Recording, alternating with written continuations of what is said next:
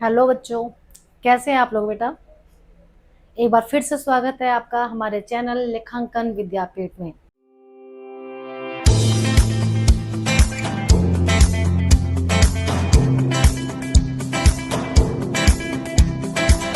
मैं ऋतु Sharma, having 18 plus years of experience in my teaching field, and I am in front of you to provide the videos of science। जैसा कि आप सभी जानते हैं कि हमारा लेखांकन विद्यापीठ नाम का जो चैनल है, ये एक ऐसा प्लेटफॉर्म है बेटा जो आप लोगों को सारे सब्जेक्ट्स एक ही चैनल पर प्रोवाइड कर रहा है। साथ साथ में अभी जल्द ही हम लोग आप लोगों के लिए इंस्टाग्राम पर रील्स अपलोड करने जा रहे हैं। साथ साथ में आप लोग हमें टेलीग्राम पर भी ज्वाइन कर सकते हैं नोट्स के लिए। ठीक है, तो हमारा जो चैप्टर चल रहा है बेटा अभी लाइफ प्रोसेस, जो कि बायो का first chapter and that is the most scoring chapter of our bio. और इस चैप्टर का आज सिर्फ हमको last topic that is excretion वो करना है। इससे पहले भी हम इस चैप्टर की काफ़ी वीडियोस आप लोगों तक पहुंचा चुके हैं। आई होप आपने वो सारी वीडियोस देखी होंगी और आपको अच्छे से समझ में आया होगा।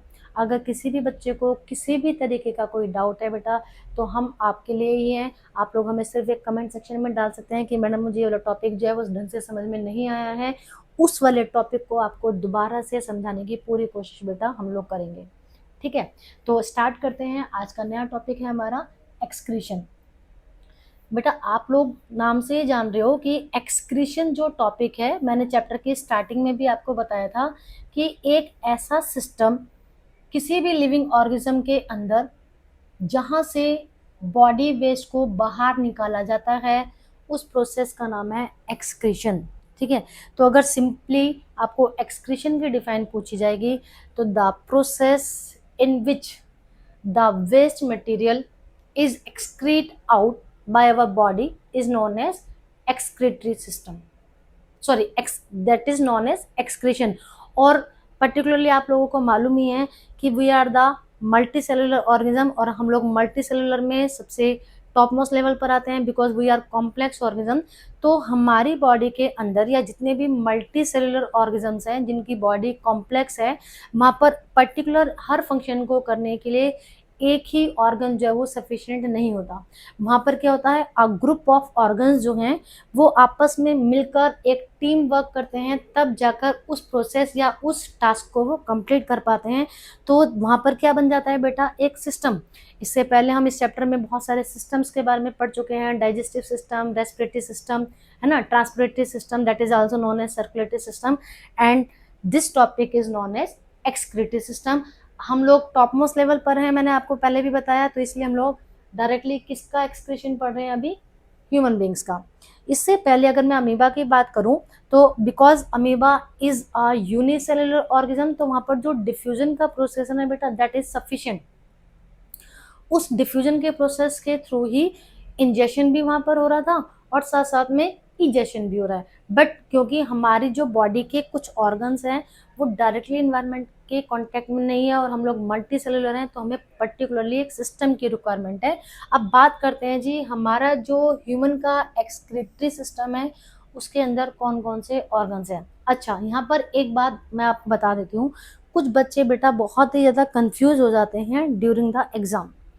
एग्जामिनेशन हॉल में बैठकर कई बार बच्चे जो हैं स्ट्रेस में होने की वजह से कंफ्यूज हो जाते हैं और क्या कर देते हैं, अगर पूछा जाता है एक्सक्रीशन के बारे में तो वो वहाँ पर वो जो डाइजेशन का हमारा लास्ट वाला टॉपिक था ना कि एनएस का जो रूल था अनडाइजेस्टेड फूड को बॉडी से बाहर निकालना, वो बेटा यहाँ पर लिख कर आ जाते हैं।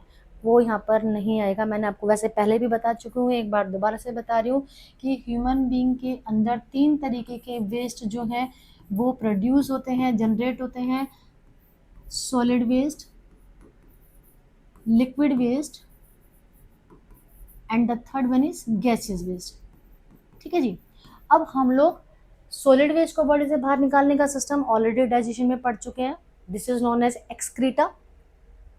Gases waste that is carbon dioxide and some amount of water vapour, respiratory system में हमने पढ़ लिया। अब बचा क्या बेटा हमारा, लिक्विड वेस्ट।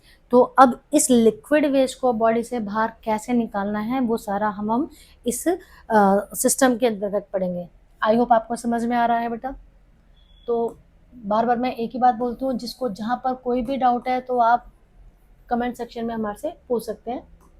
अच्छा जी, अब बात आ गई जी एक्सक्रीटरी सिस्टम के हमारे कंपोनेंट्स क्या हैं, किन किन ऑर्गन से मिलकर ये पूरा सिस्टम जो है बना है। तो 2 kidneys, 2 ureters, a urinary bladder and a urethra. You have to learn it. आप लोग देख पा रहे हो मैंने ऑलरेडी यहाँ पर हाईलाइट किया है, क्योंकि कई बार बेसिक सा एक क्वेश्चन है वैसे तो ये, लेकिन यही क्वेश्चन बोर्ड में आ जाता है कि किसी भी पर्टिकुलरली सिस्टम के सिर्फ ऑर्गन्स का नाम आपसे पूछ लिया जाता है। ठीक है, आप देखो डायग्राम में समझ सकते हैं कि we have 1 pair of kidney, right kidney and left kidney. और ये जो हमारी किडनी है ना बेटा, बेसिकली वो हमारी होती भी ऐसे, एक किडनी थोड़ा सा लोअर होती है, और यहाँ पर आप देखोगे कि मेरा ये जो बैकबोन है ना, मेरी जो किडनीज हैं वो बैकबोन के दोनों इस तरफ सिचुएटेड है। क्लियर। इसके बाद बात आ गई देखो 2 यूरेटर्स। अब आपको दिख रहा है कि ये जो किडनीज हैं इनके साथ ही दोनों किडनी से एक एक पतला सा पाइप जैसा स्ट्रक्चर जो है वो निकला हुआ है। एक्चुअल में ये क्या कर रहा है, यूरिन को लेकर जाने का काम कर रहा है, that's why it is known as ureter. अब 1 पेयर किडनी है तो दोनों किडनी के साथ एक एक हो गया, तो इसलिए 1 पेयर ही यूरेटर्स हो गए। इसके बाद ये जो दोनों हमारी ट्यूब लाइक स्ट्रक्चर थी, आगे जाकर एक muscular pipe like muscular bag like structure, इसमें जाकर दोनों की दोनों खुलती हैं। इस मस्कुलर बैग को बोला जाता है urinary bladder. And the last the hole, जिस होल के थ्रू हमारा जो यूरिन है वो बॉडी के बाहर पास आउट कर दिया जाता है, that is called urethra. Clear है जी। Kidneys are located in the abdomen on either side of the backbone. अब एब्डोमेन क्या होता है, हम लोगों ने रेस्पिरेटरी सिस्टम में डायफ्राम के बारे में पढ़ा था ना, है ना। तो डायफ्राम के नीचे और हमारे थाई से ऊपर का जो पूरा का पूरा एरिया है that is called abdomen. Clear. तो हमारी जो किडनीज हैं वो कहाँ पर है, हमारे एब्डोमेन में सिचुएटेड है। किडनीज का फंक्शन, किडनीज प्रोड्यूस यूरिन।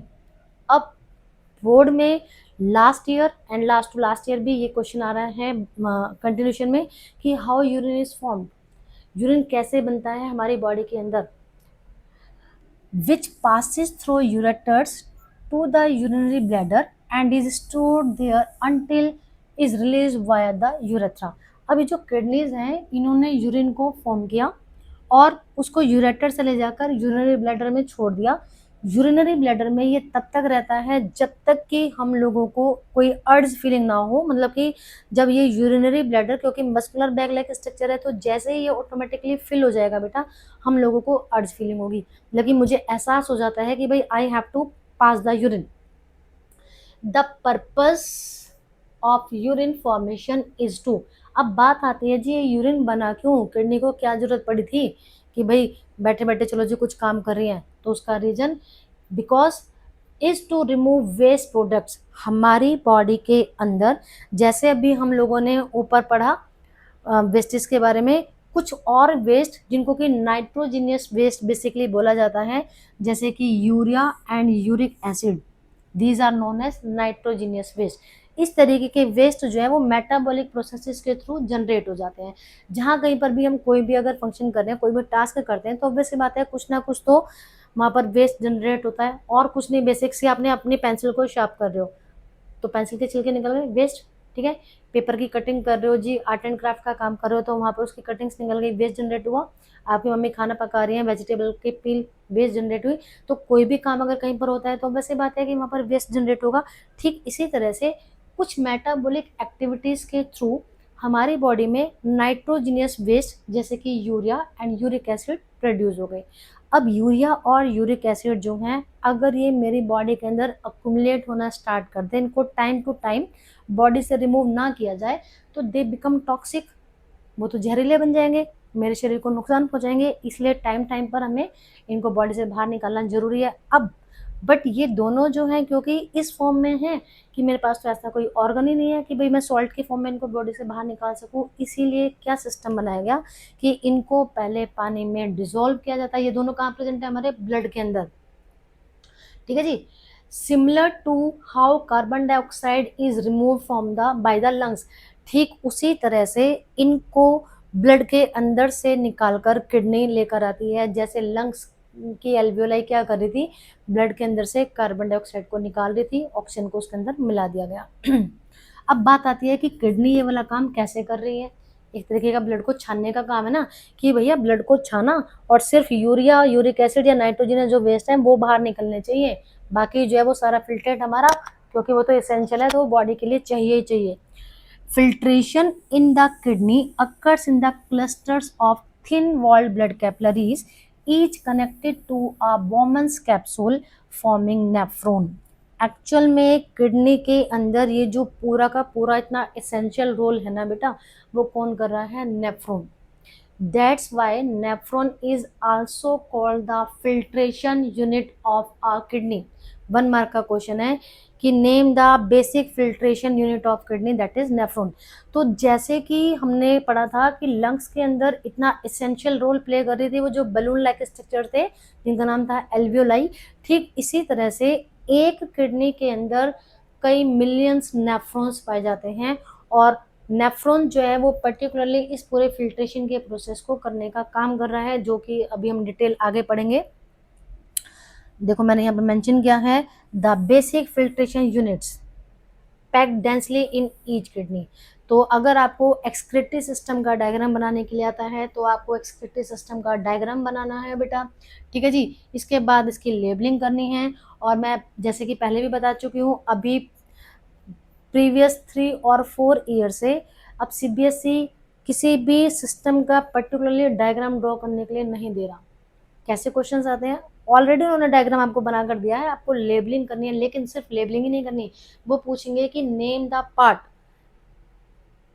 ठीक है, that do so and so function, कि किसी भी पर्टिकुलर एक काम का नाम बता दिया जाए, किसी ऑर्गन का नाम, जैसे कि मान लिया कि उन ट्यूब्स को यहाँ पर जो है लेबल करो जो किडनी से यूरिन को लेकर जा रही है, यूरिनरी ब्लैडर तक छोड़ रही है, ऑब्वियस सी बात है यूरेटर्स। या उस मस्कुलर बैक लाइक स्ट्रक्चर को आप लोग जो है लेबल करो जहाँ पर यूरिन स्टोर किया जाता है, दैट इज यूरिनरी ब्लैडर, ठीक है। तो इस तरह से हमें प्रिपेयर करना है। अब बात करते हैं आगे की, नेफ्रॉन, जो कि इतना इसेंशियल रोल प्ले कर रहा है नेफ्रॉन। अब इस नेफ्रॉन को देखो, डायग्राम देखकर आप लोगों को क्या लगेगा, यार इतना कॉम्प्लिकेटेड सा डायग्राम है, मैं तो देखकर ही मैं तो इसके होश उड़ रहे हैं। तो आपको डायग्राम से डरने की जरूरत नहीं है, आपको उसको समझना है। और अगर आप समझ लोगे, जैसे कि मैंने आपको बताया कि डायग्राम ड्रॉ करने के लिए रेयरली आते हैं, बट 1-2 बार प्रैक्टिस तो आपको करनी ही पड़ेगी बेटा। सबसे पहले बात आती है कि जो हमारा यूरिन है उसने यहाँ पर एंट्री कहाँ से की। तो बेसिकली क्या होता है कि जो मेरा नेफ्रॉन है ना, यहाँ पर 2 चीज़ें जो हैं इसके वो मेन रोल प्ले करती हैं। एक है जी बोमेंस कैप्सूल और एक है ग्लोमेरुलस। ये देखो दिख रहा है आपको, बोमेंस कैप्सूल एंड ग्लोमेरुलस। ये जो बोमेंस कैप्सूल है इसने ब्लड से बोला कि भाई आजा तू मेरे अंदर, तुझे मैं साफ करने का काम कर रहा हूँ, फिल्टर कर दूंगा, तेरे अंदर कुछ इम्प्योरिटीज आ गई हैं जिसकी वजह से तुझे नुकसान हो सकता है। तो ब्लड कहता है कि देख ले भैया कुछ नुकसान तो नहीं होगा मेरा। मोमेंट्स नेफ्रॉन ने बोला नहीं नहीं यार तू आ जा। अब क्या हुआ जी, यहाँ पर ब्लड, जो ब्लड के अंदर से हमारा जो ब्लड है, मतलब कि जिसमें नाइट्रोजनियस वेस्ट है, वो ब्रांच ऑफ रीनल आर्टरी इसके थ्रू यहाँ पर बोमेंस कैप्सूल में एंटर करता है। क्लियर? यहाँ पर एंटर करने के बाद ईच किडनी, पहले हम थोड़ा सा यहाँ से पढ़ लेते हैं फिर उसके बाद मैं आपको डायग्राम से समझाऊंगी। Each kidney contain many nephrons that filter blood. In the initial filtrate, useful substances like glucose, amino acid, salt, and most of the water are selectively reabsorbed as urine moves through the nephron tube. ठीक है, अब क्या हो रहा है, जैसे ही blood ने यहाँ पर एंटर किया, बोमेंस कैप्सूल ने क्या बोला था कि भाई तेरे अंदर से सिर्फ इम्प्योरिटीज, मतलब कि जो नाइट्रोजनियस वेस्ट है उसको निकाला जाएगा। लेकिन हुआ क्या, जो ग्लोमेरुलस इसका एक कंपोनेंट था उसने थोड़ी सी चिटिंग कर दी। उसने क्या किया, नाइट्रोजनियस वेस्ट तो निकाले, साथ साथ में उसने क्या किया, जो ब्लड के अंदर जो उसकी मेन इसेंशियल चीज़ें थी उनको भी थोड़ा सा निकाल लिया जी। ठीक है, अब ब्लड तो हो गया जी गुस्सा, तूने तो मेरे साथ चिटिंग की है। अब उसने क्या बोला कि ठीक है बेटा, हम तेरा ये जो है वापस कर देते हैं। अब यहाँ से जो हमारा ब्लड है उसको वापस भेजा जाता है, रीअब्जॉर्प्शन किया जाता है। मतलब कि अब जो इसेंशियल चीज़ें हैं ब्लड की, वापस से उसको जैसे कि पहले प्रॉमिस किया गया था, वापस से ब्लड के अंदर मिला दिया जाता है, जिसको बोला जाता है रीअब्जॉर्प्शन। ये इसेंशियल फिल्ट्रेट कौन कौन से थे बेटा? Glucose, amino acid, salt and most of the water. Means जिस समय पहली बार ब्लड ने इसके अंदर एंट्री की तो क्या हुआ जी? यूरिया, यूरिक एसिड के साथ साथ ये तो जरूरत की चीजें थी उनको भी निकाल लिया गया ब्लड के अंदर से। लेकिन क्योंकि ये तो जरूरत की चीजें हैं इसलिए अब क्या किया गया इनका reabsorption. The reabsorption of water depends on the bodies need, how much extra water is present,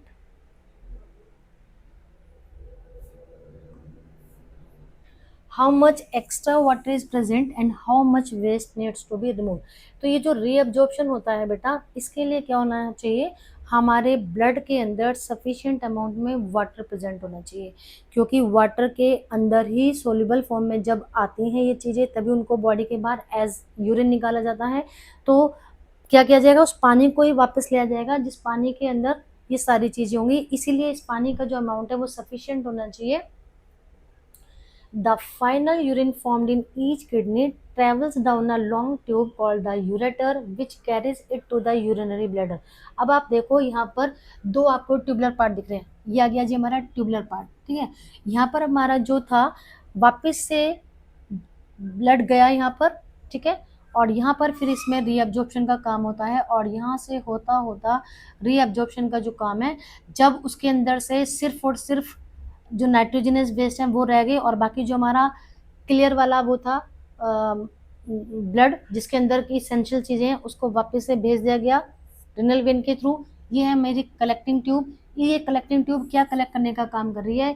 ये कर रही है मेरा जो नाइट्रोजिनियस वेस्ट जो पानी में घुल चुके हैं, ठीक है, उसने कलेक्ट किया और आगे जाकर वो किस में ट्रांसफर कर देगी? हमारी किडनी में भेज दिया और किडनी से क्या हुआ जी? हमारे यूरेटर से वो चले गए। द ब्लैडर, अब बात आती है कि यूरेटर ने जो है यूरिन को ले जाकर कहाँ पर छोड़ा बेटा? यूरिनरी ब्लैडर में। The bladder stores urine until it expends and creates pressure. अब ये जो मेरा बैग लाइक स्ट्रक्चर था जिसका नाम था यूरिनरी ब्लैडर, देखो यहाँ पर देख सकते हो किडनी के अंदर वो सारा जो किडनी के अंदर काम हो रहा है मैंने अभी आपको वहां पर बताया। एक्चुअल में यहाँ पर कई मिलियंस नेफ्रॉन है, नेफ्रॉन के अंदर क्या क्या चीजें हो रही थी।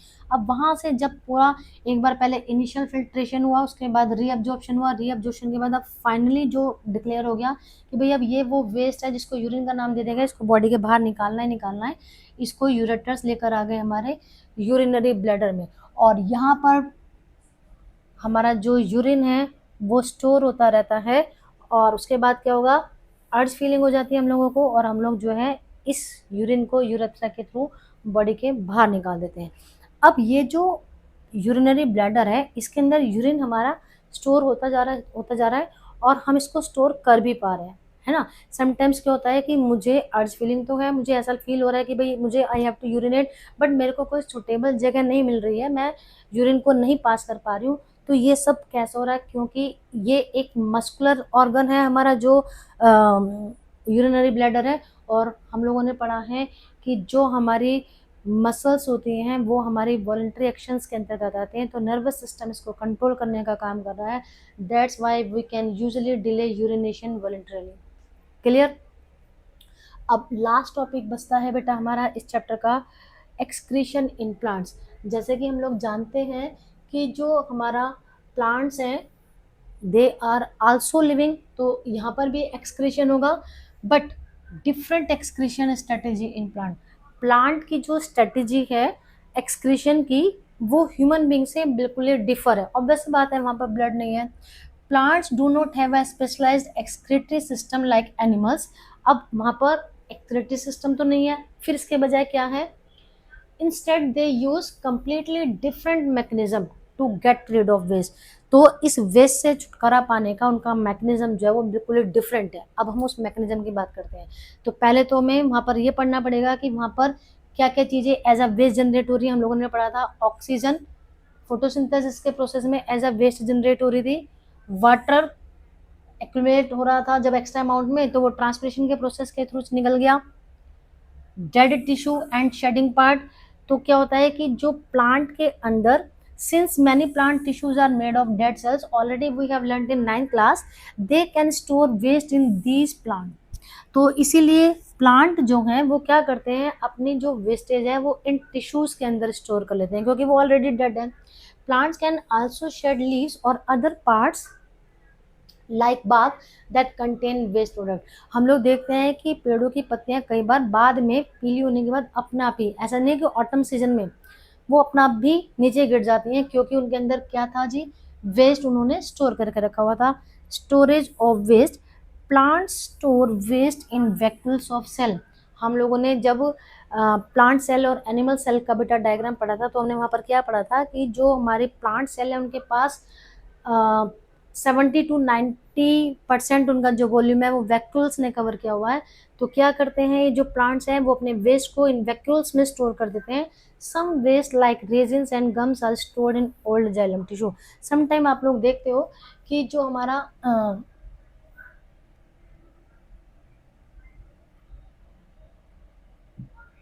ये प्लांट है इनके अंदर से सम टाइम बेटा हम लोग क्या देखते हैं कि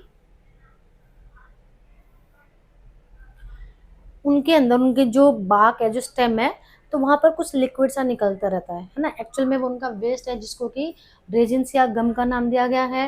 एक्सक्रीशन इनटू सॉइल। और सम टाइम प्लांट क्या करते हैं, जैसे जो ओल्ड ट्रीज हैं बड़े बड़े, आप देखोगे कि कोई बड़ा सा पेड़ है अगर, ठीक है, इस बड़े से पेड़ के यहाँ पर जहाँ पर उसकी जो रूट्स होती है, यहाँ पर आसपास की जो मिट्टी है ना वहाँ पर हमें ब्राउन ब्राउन से कलर का कुछ सब्सटेंस दिखाई देता है। एक्चुअल में वो उनका वेस्ट था। Plants also get rid of some waste substances by releasing them into the surrounding soil through roots। ठीक है, तो आई होप अब आपको समझ में आ गया होगा पूरा सिस्टम। और अगर किसी भी तरीके का कोई डाउट है बेटा तो आप लोग कमेंट सेक्शन में पूछ सकते हैं। अब आपका चैप्टर हो गया है हमारा ख़त्म। ठीक है, थैंक यू फॉर वॉचिंग। और एक बार दोबारा से बेटा मैं आपसे यही बोलना चाहूँगी, you have to like and share our video and subscribe the channel.